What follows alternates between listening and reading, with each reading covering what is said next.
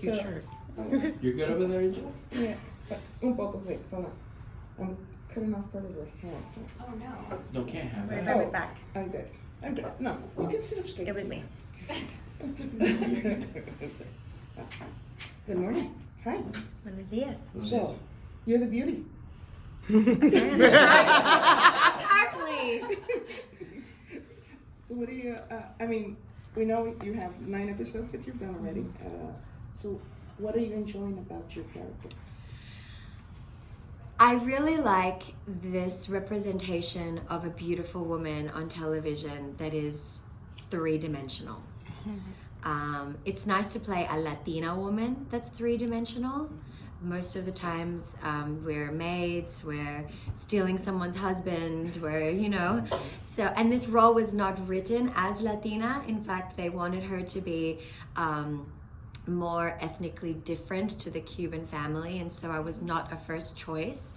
And I came back and did it in my Australian accent, and they were like, "Oh, this could make sense because even though I'm ethnically Latina, the cultural differences play if I play my Australian upbringing." And so that's how we ended up with an all Latin cast. And so in this way, I really enjoy getting to portray a 3-dimensional, smart. The beauty is irrelevant. They really want to show her as smart, capable. She has a company. She's a mogul. She has her hands in all these different kinds of businesses. She's a designer. She's also a philanthropist. She's like a modern day superwoman. And that's exciting to show on television to young women especially, and young Latinas especially, that you don't have to be limited into these boxes that they used to write us into. You know, I'm the Prince Charming, he's the Cinderella, I'm buying him stuff. I think that's nice to show on TV for women to know that they don't always have to just, you know, grow up and like pursue the man, and you know, like they can be the ones being pursued and chased and aspired to. I like that you. Sorry. I like that you just mentioned the 3-dimensionality of the character. I think it was like a year ago. The USC Annenberg study came out and kind of quantified the lack of roles for the Latinx community, which was dismal. So I'm very happy for this show because it's so important, and I think it helps people feel seen, which is, I think, the most important thing you could do with film or TV. It's really important to feel represented. Britt Marling had an amazing that article in the New York Times. I don't want to be your strong female lead, and the stories we're telling and the characters we're writing and the narratives we're sharing with the world are really important. This is like imprinting, programming young children to like to what they can be and aspire to, you know. So if we're telling young Latinas, oh well, on television we'll only show you as a maid and a vixen and a cop, and you know, like then they're gonna feel limited in like the stories that they know how to tell in their own lives.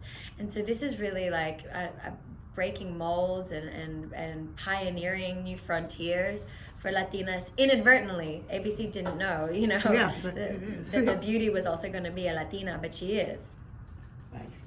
How is it being a part of a show that has an all Latino cast? Amazing. So I grew up in Australia, and you know, there are not many Latinas over there. So my mom and I were like, you know, we felt very isolated, and my mom kept up our Latin culture in our home with our music and our food.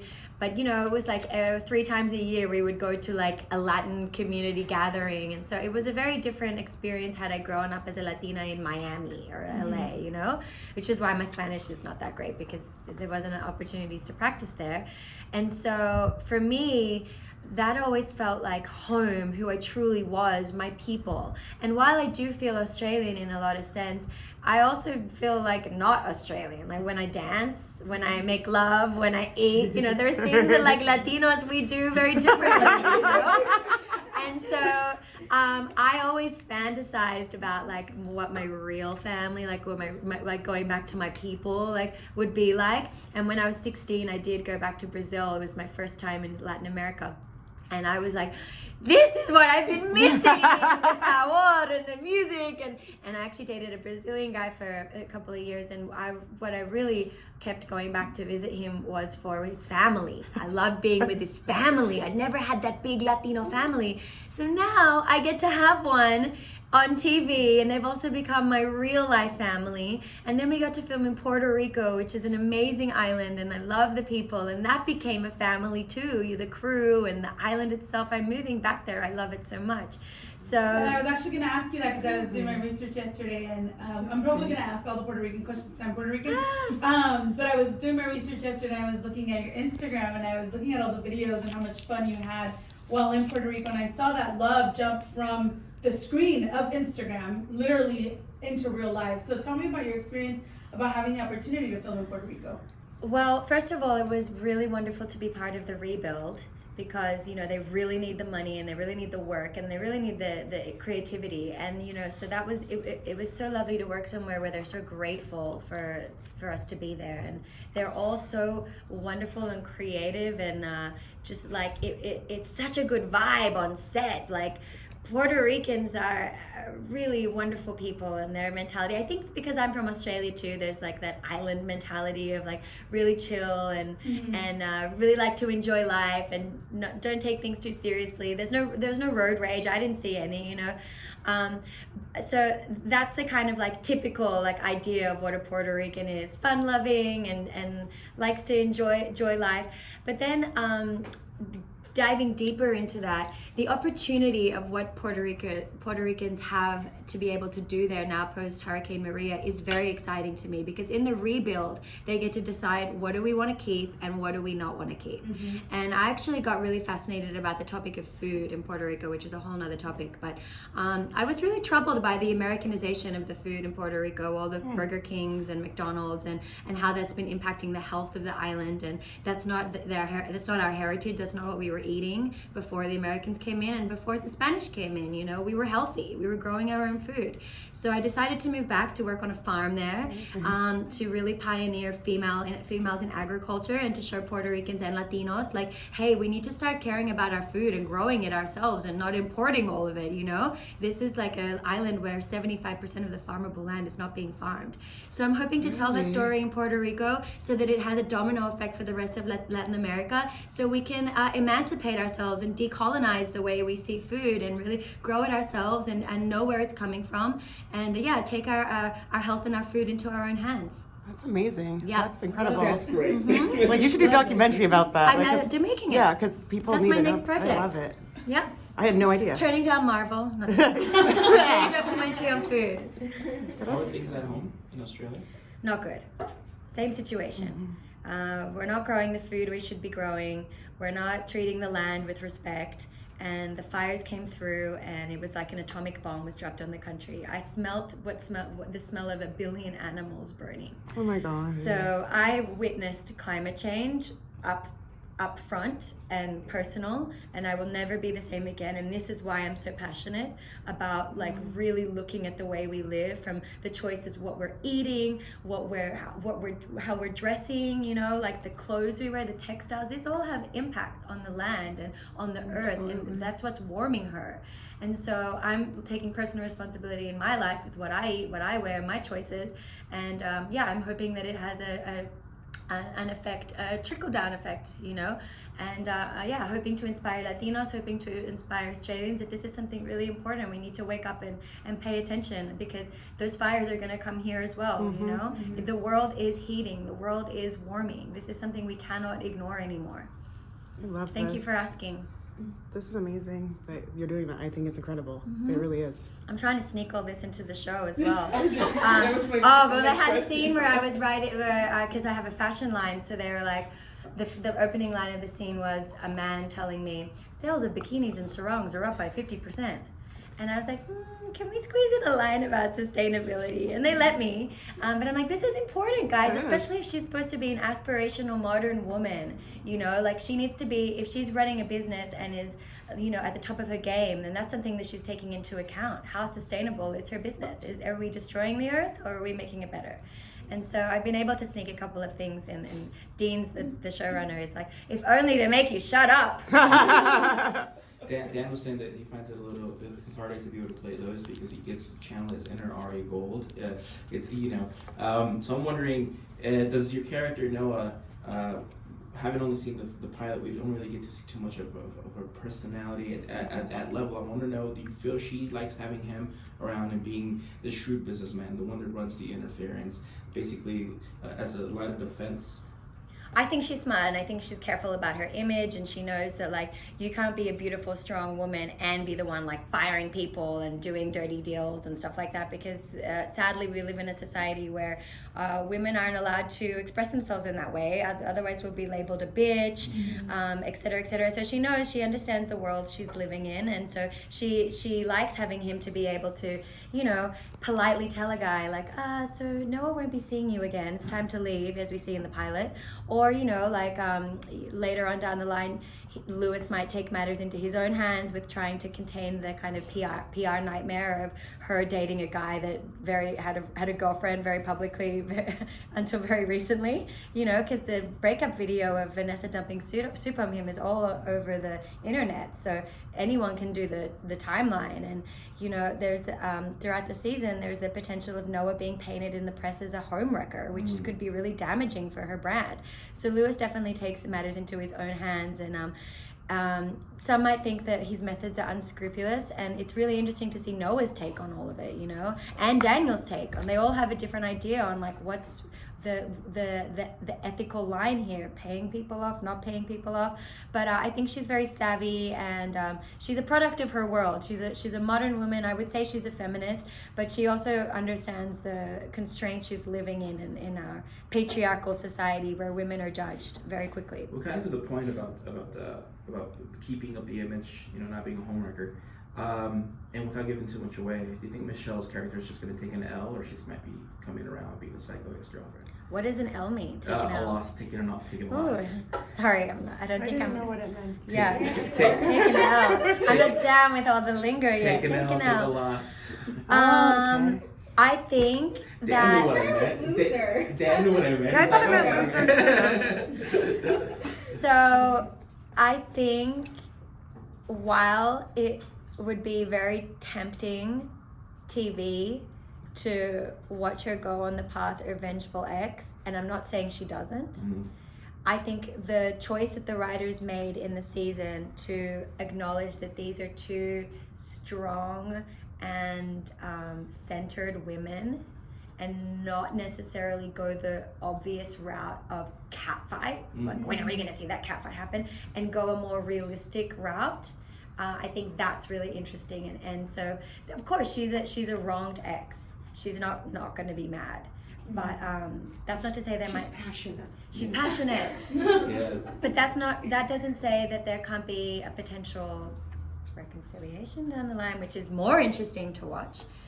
And me and Vanessa, me and Michelle, because we're like each other's favorites. I wish it was the beauty and the baker's ex, because I love her. We're like, can we just be friends and team up? So, and I think that's more interesting. I wasn't a very big fan of Daniel's character at that point in time. I was like, oh, dude, you are mean. When he said no? Yeah. It's, you know, I like that so many people are siding with her. Yeah, I feel like he could have taken care of that before it got to that point. You know, I think he was being such a typical dude, like not having a clue about a relationship being over and acknowledging it early enough. Yeah. And it got to the point where it just boiled over, and Yeah. but I feel like I'm projecting. Yeah, they were together for 4 years, so in That's his what I'm saying. mind, He could have taken care of that but before in it got his to mind, the. he felt you know. like he's in a relationship. Yeah, It's interesting that it's like that soup scene, the proposal scene, is very polarizing, and I'm surprised at how many people really side with the Vanessa's character. You know, I think that's testament to how truthful and beautifully she played that. You know, that you really feel for her, and yeah, I hope Victor doesn't come off as too mean.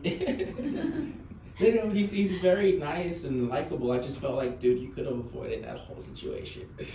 Yeah. Guys are really They can be. And it is funny that Noah's like, that's the guy I want. The guy who doesn't know how to speak up for himself in 4 years. But I think that she sees something, and I think the conversation in the bathroom and overhearing him, she understands, like, she just got out of a relationship herself that she knew she shouldn't have been in. We've all done that. You know, when Colin cheats on her, she's not like heartbroken because she knows, like, you know what, I shouldn't have been in that relationship anyway. I knew what kind of guy he was. And so I think in that way they find kindred spirits in one another, because she's like, look, we're not all perfect. We've all done that. We all should have spoken up longer and ended a relationship before it did. So yeah, she tries to find the positive in him. Otherwise there's no show. Well, You just mentioned the conversation in the bathroom, and I was going to ask you about that. Was it written that way from the beginning, that that's where your seat as Noah was going to be the intro in the bathroom? In the gentleman's Was it written that bathroom? way? That Yeah, from well, the beginning. well, that was a scene lifted from the original. Okay. Yeah, that was one of the scenes. That was Yeah. So the pilot takes a lot from the original, and the original's wonderful if you haven't watched it yet. It's actually, I binged the whole thing. But then very quickly after the pilot, they were like, you know what, this is a whole different dynamic, different cast, and they have gone in their own direction. So by watching the original, you're not going to get too many spoilers, because pretty much we only lift certain things from the pilot, and then we kind of go our own So we've way. only seen the pilot. Yeah, but yeah, so that scene was taken from the original, and it's a nice idea, for two people to meet in that way in the men's bathroom. And it comes up later where someone was like, why were you Lewis, he's like, why were you in the men's bathroom? And she's like, there's no line. It's true. The It's very funniest true. thing is, I've done that. Yeah, I think Go for the men's restroom. because you don't want to wait 30 minutes. And it's just like the most unexpected place to meet a celebrity, like, you know, finishing up at the urinal, and then like the equivalent of J-Lo walks out. Have you met anybody from the original? No, it's funny in Puerto Rico because, like, you know, I'm not a famous person, and we have to get the background activated, and I'd come out and they'd be like, yeah. And so the PAs would get out and be like, no, you don't understand. Imagine this is J-Lo, okay? So now I get really triggered by J-Lo because I'm like, oh God. Like every time they'd have to get people excited by using her name, and then they'd be like, hey, it's J-Lo. We'll substitute it for Brittany from now on. But for what? We'll say Brittany instead of J-Lo. I think I'll stick with J-Lo. At least she's Latina and Puerto Rican. Downgraded her. I'm thinking about icons, you know, so. But it was Puerto Rico, so it was made sense to use J-Lo. Selena, we'll stick with Selena. You're like 10 years, like 15 years ago. People are like, the young people will be like, ¿Quién? There's a Netflix show coming out about Oh, her. really? Yeah. Salinas. Who's played by J-Lo. So Yes. we're good. Same thing. So I guess that's what we're doing. Oh, man. I was going to say Any the other Green One right now. questions? That's really- Now that you have the 9 episodes down, can you give us a hint if, you know, it gets picked up, which we hope that it does? What would you like to see where your character would be at that? Well, I've already said, can she please retire from modeling? It's like too painful. I'm like 35. I still gotta be like, getting into, like, I can't. I'm like, what if she grows a garden? I'm trying to get all I like this. Because Daniel's a chef, right? So I pitched that you open season 2 like in the garden, growing their own food. Can, you know, sneak some things about the soil in there and the compost. They'll be like, ABC's like, we don't want to talk about compost. But yeah, growing their own food, the Garden of Eden, you know. I thought, you know, it would show her, and let's say this is season 2, they end up, because who knows what happens at the end of season 1. Maybe they don't end up together. But let's say they do end up together, it would be a nice evolution to show her like having taken a step down. I think you see enough of modeling in season 1, and I don't know, it's nice to just expand on what, you know, look at Giselle. Nobody doubts that she is the world's top model, but she is very interested in all these other things, you know. She gardens.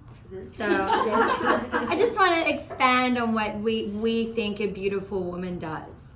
You know, like it's not all contouring and, you know, facials. There's a person behind the image. I think that's more interesting. Yeah, it definitely is. Absolutely. And you see a lot of Noa at the office because she's kind of like a hybrid of like Giselle and Gwyneth Paltrow. She's got like, it's like the Noa lab. It's like the Goop lab where they test all their cruelty-free makeup. And I made sure that was in there. And so that was interesting. And at first I was worried. I was like, oh, but people want to tune in and see the beauty. Like, don't we need to show more glamour and red carpet? And they were like, the beauty is gonna be there, but like it's more interesting to see you do other stuff. And then when I watched those episodes, I was like, oh, you're right. Like there's only so much we can take of like seeing somebody behind the scenes at a photo shoot, and that's is that very like aspirational. So yeah, so I'm excited to expand and see her do other stuff. I do have actually another question. Were you guys actually dangling off of Green screen. Nice. Yes, green screen. I'm glad that it looks so real. That looks so real. Yeah. Good. You guys were Dan confirmed you guys were in LA, you, Daniel, and himself for the Winter TCA where we got to meet you. Hi. And you guys went back to Puerto Rico right after that big earthquake. I was wondering what it was like for you to deal with your crew that, as you mentioned, it was a big family. Well, the people were shaken, and also because this is not normal. Like the last big earthquake was like nearly 100 years ago in Puerto Rico, so people are also not prepared. But in San Juan, in the top part of the island, the effect wasn't as severe, but it was more the south around Ponce, where people like, I think now are even not sleeping in their homes because they're scared. And like, it's like the, it's the like emotional, psychological impact that's like the biggest felt. It's just like how much more can the island take, you know? And then there was like a big loss of like jobs from the earthquake. A couple of I think a big Marvel film pulled out because they're like, oh, this is, you know, it's not feasible. Even our production was really rattled, lost a couple of days, and it's just unfortunate. It's unfortunate because the island is so special and it really does need the work. Yeah, it's it would be a shame to not go back because of that. To your message about conservation, I have my friends living on the island were telling me that it's because of the fracking going on. I did look into that, but I've read that there has not been any fracking, but they want to start, and that they also that by the way they want to turn Puerto Rico into the Caribbean's oil and gas hub, which we've got to protest. It's like why are we not harnessing the power of the sun? This is a place where we should be thriving on renewables and solar, and the earthquake taught us not to rely on the grid.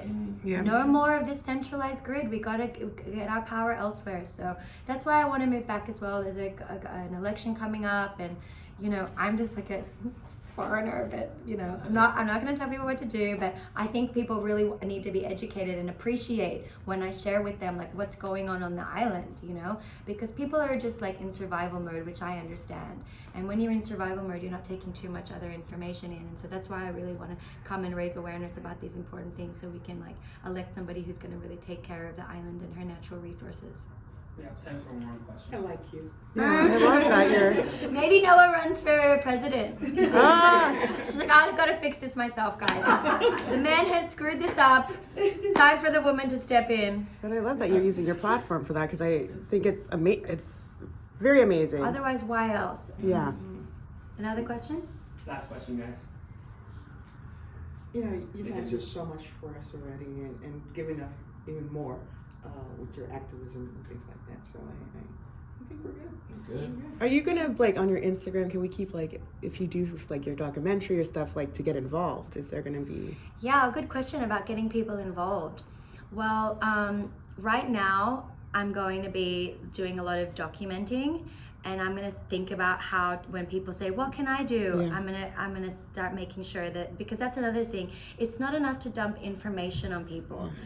You got to give them the tools. as well. So I've got information on my Instagram about composting, which is major one, like major. It's one thing we can all start doing. Stop throwing our food in the trash. It's really bad for the earth. It releases gases in the landfill. And if we start composting, then we can start feeding the earth instead. It's like the easiest thing we can do. So I've done some like information on that. But when I start doing the farming stuff, I'm going to like tell people like the whole point is to show people that you can start doing it too. And then the documentary, I hope, will really inspire people as well to start like changing eating habits and coming home and talking to your family. Why do we have the highest rate of diabetes? Why does Puerto Rico have the highest rate of diabetes in America? That is not our birthright. Latinos are not supposed to be dying of heart disease and diabetes, you know, but we gotta learn. We've forgotten how to eat and prepare the yuca, the batata, the malanga, all these beautiful root vegetables, all the nettle, the nettle, how do I say it? I forgot the word, but all the greens that grow an abundance on the island. So actually I'm working with some chefs from Puerto Rico that are into using these like native ingredients so that we can teach people, and I'll be putting up some classes and recipes. This is how we're supposed to be eating. This is how we were eating before colonization happened, before pre-heart disease, pre-diabetes. So I'll be sharing the information so you can start doing it at home as well, and keeping what you said in mind to make sure that if people want to get activated, there are ways how. And I guess to end off with that, since you mentioned that, I guess that was my next question. Are you currently working with anyone maybe on the island to get this message out a little bit more? So there's a woman called Tara Besosas that I'm talking to. She has a restaurant called Departamento de la Comida, and she uses all the food from her regenerative farm that she cooks there. And that's just like a starting point, you know, and so I'll be inviting people to that restaurant and holding talks there and stuff. And yeah, let's start getting the word out to Latinos, like to come back to our natural diet and our natural strength and heritage. Yes? Yes. I love it.